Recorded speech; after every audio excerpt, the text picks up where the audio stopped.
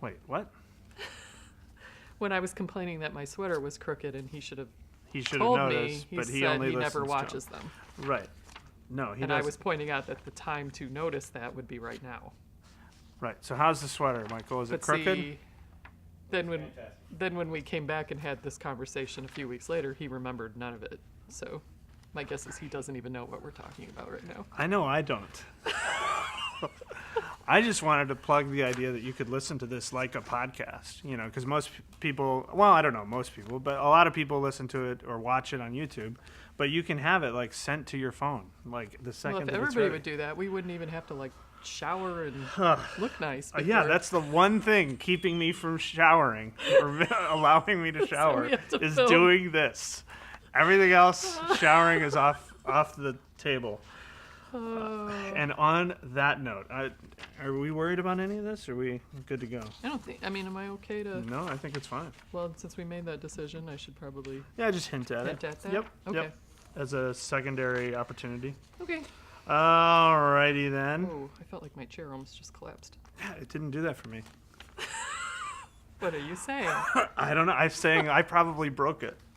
and now you're feeling the ramifications. Let's start. You okay being on that side? Not really, but I'm going to get through it. All right. Hi, everybody. Welcome to the Big Idea Podcast. My name is Eric Bramlett. I am joined by... Tammy Melchien. How you doing today, Tammy? I'm as good as I've ever been. You know what? That's impressive. I don't know if that's true, but... Upon further reflection, maybe not, but still good. The fact of my age compared to where I was 20 years ago probably means that's not true, but... Yeah, I don't remember 20 years ago. In that case, I'm as good as I've ever been. All right. I love it. We are communicating with you about a Big Idea series that is taking place in April, and it is right after Easter. So we will be, wanting to communicate that this series is happening, that it's awesome, and that it's a great invite opportunity, and certainly we'll be doing that at Easter, I'm sure. But it is a series called Making Memories. Who doesn't want to make memories? I have no memories, but I would like to make some because I don't remember what happened 20 years ago, much less yesterday. But that's not going to stop this big idea. So why don't you talk a little bit, Tammy, about where this series is headed? Making Memories could be about a lot of things. What is it and what isn't it? It's a relational series, but not necessarily focused on any specific... I think as we write this, it's not like it's necessarily just a family series, or it's about, especially the first 3 weeks are about thinking about some of the most important relationships in your life. And that could be however each person would define that. Right. So hopefully what we're going to be talking about throughout the series then will be able to be applicable to every person in the room. I'm sure some of the, if some people that are parents, they're going to probably be thinking about kids in that, or... when we go to week 2, people are probably going to be thinking about stuff from their family, and that kind of stuff. But the idea is that these are principles that come from Scripture that we can apply to lots of close and good relationships. And child dedication does fall in this series, so we always try to do something relational. And that particular message, when we get to it, you'll see the nature of it. It might have a little bit more of a parenting bent because of the nature of it, but I think it is also broader than that as well. All right, well, let's dive in. Message 1 is simply also called Making Memories. It's like the album cut. Yeah, it's like the title track. The title track of the Message album. We're looking at this as our most treasured memories, our memories of meaningful relationships. The old famous quote from Harold... who is that? Kushner. Oh, Kushner. Oh, yeah, I have it up in front there. That no one on their deathbed ever says, "I wish I spent more time at the office." That's sort of the focus of this is that, what is really most important to us are relationships. And so are we living our lives in such a way that we are really kind of investing ourselves in those relationships, or are we letting ourselves get sidetracked by all there is to do and all the responsibilities and all the tasks and stuff? And so we're looking at a story of Jesus where he is traveling, and if you're familiar with the story, there are 2 blind beggars on the side of the road who are calling for him, and everybody else just wants them to be quiet because Jesus has got things to do, he's got places to be. Right. And but you see in Jesus, and this is just one of the stories where we could illustrate this. Jesus always had this sense of when the relational was more important. and usually always was more important. Right. And so, we see him stop, and we see him really kind of focus in on what was relationally needed in this time. So, in this message, as we introduce the series, thinking about, I love this concept. I think this was Ian that said this, that what you're doing right now is going to be the memory that you have 5 or 10 or 20 years down, or that you potentially could have. Yeah. If you're not doing anything meaningful, then Then then you might not have any memory. But you have the opportunity every moment to make a memory that you want to last. And so, even if we can start thinking about in every 24-hour segment, of course there's normal stuff of life we have to do, but what if we looked at every 24-hour segment as like, I want to make one meaningful memory, a memory that will last in this segment. It might help us approach life a little bit different. Yeah. So we're going to be taking that angle on it and looking how Jesus lived a life of meaningful connection, and what we see in his life that could help us do that as well. All right. That's strong stuff. I dig it. Week 2, then, we are talking about healing memories. Healing memories. Memories about healing, memories that lead us to healing, things that help. Well, and out of the yearly brainstorm, that was all we really had were titles, no direction. Sure. So we started thinking about that, and of course it leads us to the thought of forgiveness, and which, is it's a topic we do regularly, but I think there's a reason for that. Yeah. I don't think we could do it enough, honestly. Yeah. It's and super and important. we did forgiveness in the Simplify series in the fall, with, if you remember, talking about the debt and the debtor. So we always just want to make sure we take a different angle on it a little bit. But as as we're thinking about this one, in the context of your most important relationship series and healing memories, one thing that I don't think we've really talked a lot about is the idea of both of generational sin, and the idea of like breaking harmful generational patterns in your family. And probably all of us have things like that are things we learned from our family of origin, or ways that we've been wounded by our family of origin, and how can we find healing from that. So we've asked our research team to actually do some significant stuff on those concepts, because I think when I think of healing memories, a lot of times that is stuff we're carrying from our family origin. Sure. And how can we learn to forgive those things and to heal from those things, and to have a different story both for ourselves, but our families moving forward. Yeah, I think a lot of times with this, we focus in on the practical aspects of the behavior of forgiveness, like how to, kind of a how to.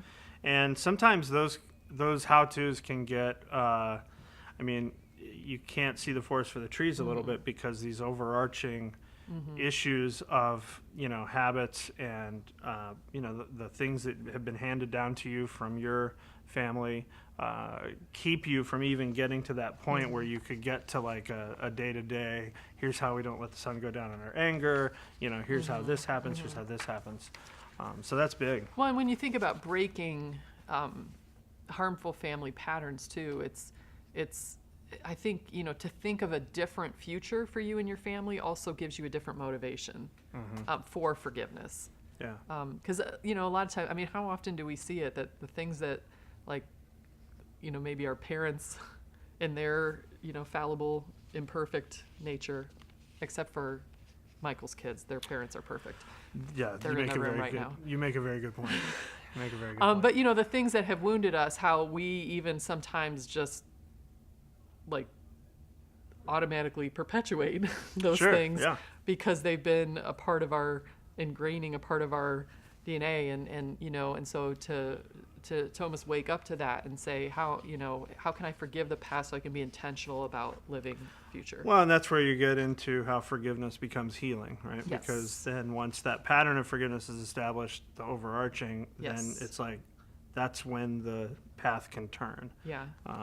And I don't know if we'll use this, but again, Ian came across this very interesting video that if Arts team, you guys might take a look at that link and look at it. It's way too long for what we're doing, but this guy had a backward bicycle made where like in order to go this way you had to turn, and it was remarkable how like no one is able to ride that thing, even because your brain is so wired that even when you know what to do and you can't do it. And he it took him 8 months practicing every day to be able to ride this bike the wrong way. But then what was interesting too in the video is then when he went back to try to ride a regular bike, he couldn't do it right away. But then he, it was much shorter. But it's just interesting to think of some of these things that, like, I think breaking some of these patterns, it's going to require intentional choices for a long period of time, of a choice of forgiveness, a choice of making a different way forward. And I don't know. I don't know if we'll be able to use that, but I thought it was an interesting little illustration. I like it. All right. So that's healing memories, focusing in on forgiveness. Then message 3, we're talking about lasting memories. And this is, as you had mentioned before, this is the Child Dedication Sunday. And what are we talking about with lasting memories? So when we had the title Lasting Memories, and thought, what could that be? I wonder. Kind of gave us the idea of leaving a legacy and I think maybe some of you know that Dave has a book coming out too called Hero Maker that has some of these ideas. And so really this message, I think it's appropriate for child dedication, certainly for parents. But again, like I said, I think it's broader than that, is the way that we leave a legacy is by investing in the younger generation. And so for all of us to look at that and say, okay, how am I, who am I kind of investing in that's going to come after me, whether that be, a parent with a child, whether that be a Stuco leader, whether that be a Kid City leader, whether that be an aunt with a niece or nephew, whether that be a grandparent, and so how can I invest to leave a legacy that will live beyond me? How can I not be a hero, but be a hero maker? And the thing I like in this too is it says that either way you're leaving a legacy. Yes. So the question is, what kind of legacy do you want to leave? And I think that with child dedication, for those locations that will have those that day, that's a big marker event for that. And then just thinking in terms of the Apostle Paul, which you've got in here as he talks to Timothy. Yes. There's some great examples of it. Yes. All right. Anything else on that one? I don't think so. Okay. Well, let's hit number 4. We're almost there. So after we've healed and then we've lasted, then we're going to share. So we've got sharing memories. Which this week is a little bit like a standalone, in that, because the first 3 weeks we've been really focused on the people that you're closest with. But this is the week where we're going to expand our view a little bit and say, how do we share memories with people beyond that inner circle? And so this is Compassion Sunday here at Community, and I'll talk about a second thing that we're gonna kind of add into that as well. But so we're gonna go all in with that type of focus and say that we can be a part of making life-changing memories by sharing with a child in need, children that are at risk. And so I think from a theological standpoint, this pulls a little bit on something that, we talked about it in our Radical Life series, and we've talked about it before multiple times, this concept that when you are a Christ follower, you are part of a family that is much broader than yourself. And so even though, like, for most of the series, we're thinking about those relationships that are closest to us, here's where we're going to expand it a little bit and say, okay, we also, have the opportunity to share memories with the wider family of God and people that really need it. Yeah, and then just from a detail standpoint, to make sure you're aware of how this works and how our relationship with Compassion works, at Celebration Generosity, we raised funds for Compassion International that went to planting a church, and that the fact that we were able to plant a church gives then Compassion the opportunity to identify 200 children in that area who can then get sponsored. And so the goal here on this Sunday is to sponsor 200 kids with community attenders sponsoring those kids, and then that number then becomes the number of kids that are able to participate in everything that Compassion has that gets centered around that church. So it's a combo of the stuff that happened at Celebration Generosity, and then the follow through really takes place here as we sponsor these kids. So we got a passionate plea to get these kids sponsored. But we are gonna broaden the application of this. Which first of all, I should mention that the we're going to use the parable of the Good Samaritan, which is something that's likely familiar to all of us, but it's actually been a while, I think, since the Helping People Find Their Way Back to God series that we've actually used that parable, because we used it so much in that series. Well, and Get Off Your Donkey, right? Yeah, but that was years ago. Yeah. But still, we did 6 weeks on that one. Yeah, but that was years ago.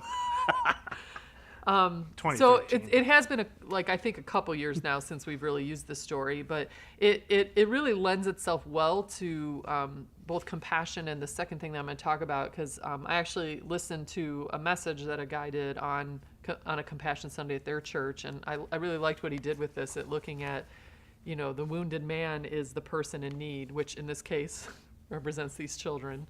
But like the Samaritan he had to rely on some kind of system structure that was in place, which was the innkeeper. Had the innkeeper had the bed and had the means to take care of this man, which an organization like Compassion is set up to take care of these needs. Right. The only question is, the people passing by, will they stop? Right. And will they have? And that's the choice that's in front of us when we see this need. Everything is there to take care of it, except for the person actually step up to the plate. And in the story of the Good Samaritan, financially contributing was a part of that. And so I think it lends itself well to this type of thing. But we are going to broaden it out a little bit. We have this big idea about children who are in need, and probably a lot of you are aware that there's been almost an organic groundswelling that is spreading rapidly of families at community. They're involved with an organization here locally called Safe Families. Do you want to speak to that for a second? Well, we've had opportunities and big ideas in the past to kind of highlight the ministry as kind of one of several options for getting involved kind of in a local, an immediate expression of being able to, in the moment when a family is identified by this ministry as being in need, and there could be a wide range of reasons why, those kids need a home, a temporary home, and the Safe Families organization identifies and goes through the process of vetting. So we have several families that participate in that here, and it's a huge commitment without a doubt, because you're talking about being in your home, right? And it's I don't know if I know enough about it to talk about it as it compares to foster care and all that kind of stuff. But we have seen, just some amazing life change take place as a result of the ministry, and we want to support it. And so with 200 kids being sponsored, we know that, there might be extra avenues to participate and extra avenues to feel called to share memories. And so we definitely want to try to take this opportunity to identify safe families and be able to point people in that direction. And it is a different opportunity, too, in that it's local, and it's really more about an investment of your heart and your time and your willingness to extend hospitality.